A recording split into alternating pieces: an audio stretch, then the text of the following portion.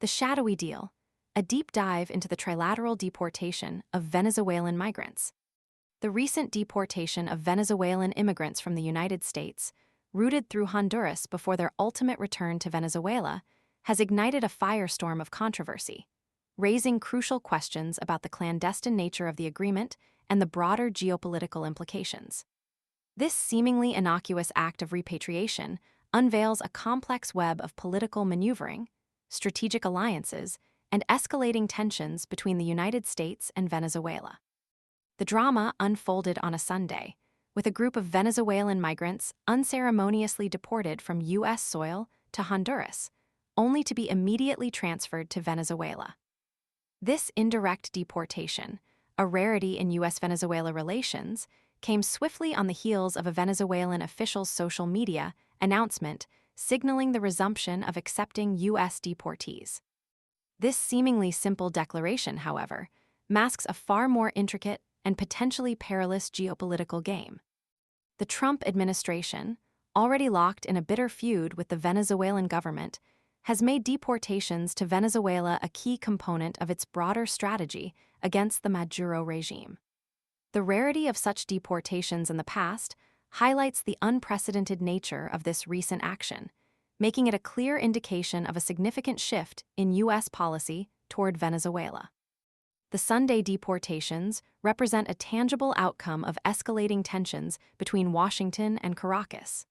The Trump administration's aggressive posture towards Venezuela, characterized by sanctions, indictments, and even a bounty on President Nicolás Maduro's head, has fueled a climate of fear and uncertainty.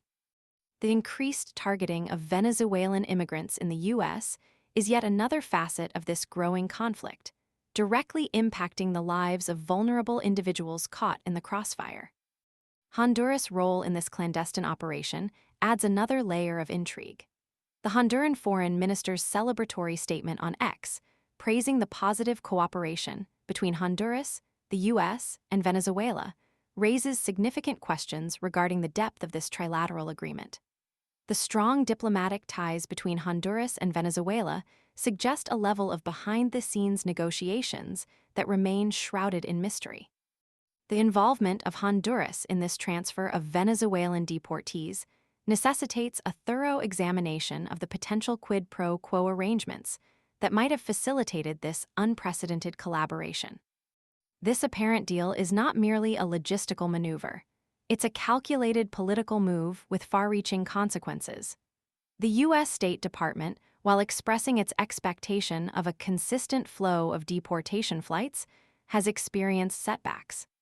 The Venezuelan government's decision to halt scheduled flights after Donald Trump reversed Chevron's 2022 operating license in Venezuela is a testament to the fragility of this newly established arrangement and the ever-shifting sands of geopolitical power.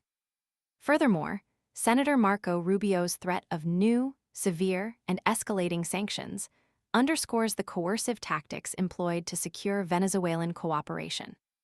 The initial deportation flight last month, involving 177 Venezuelan immigrants from Guantanamo Bay, served as a precursor to this larger-scale operation. The simultaneous announcements by the U.S. Immigration and Customs Enforcement, ICE, agency, and the Honduran foreign minister point towards a coordinated effort to present a united front.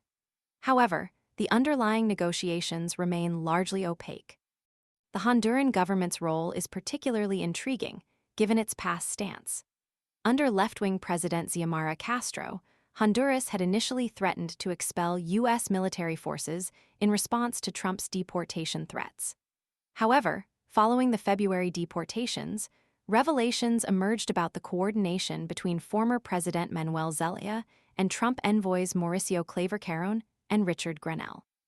This unexpected collaboration raises doubts about the genuine nature of Honduras cooperation and the potential influence of political maneuvering. The backdrop of increased U.S. aggression towards Venezuela cannot be ignored.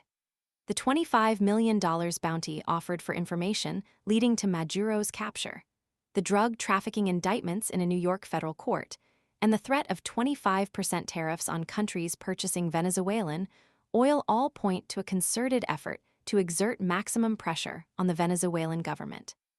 This aggressive strategy directly contributes to the tense atmosphere that permeates this delicate situation.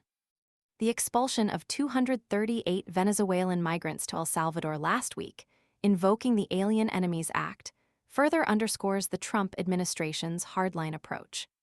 The administration's claim of ties between the Tren de Aragua gang and the Maduro regime is directly challenged by intelligence reports from the CIA and NSA, as revealed by the New York Times. This discrepancy raises serious questions about the legitimacy of using the Wartime Alien Enemies Act and casts a shadow of doubt over the Trump administration's justifications. The subsequent criminal investigation into the source of the New York Times report adds another layer of complexity to this already convoluted situation. In conclusion, the seemingly simple act of deporting Venezuelan migrants has evolved into a complex geopolitical chess match involving clandestine negotiations, escalating tensions, and conflicting narratives. The indirect route through Honduras, the shifting alliances, and the use of controversial legal mechanisms all underscore the extraordinary nature of this event. Unraveling the intricacies of this trilateral agreement requires a deep dive into the motivations of each player, the strategic goals pursued, and the potential long-term consequences for the involved countries and the vulnerable individuals caught in the crossfire. The lack of transparency surrounding this operation necessitates further investigation to ensure accountability and safeguard the rights of the affected migrants. The long-term implications for U.S.-Venezuela relations and regional stability remain to be seen, highlighting the need for a more nuanced and transparent approach to migration policy and international relations.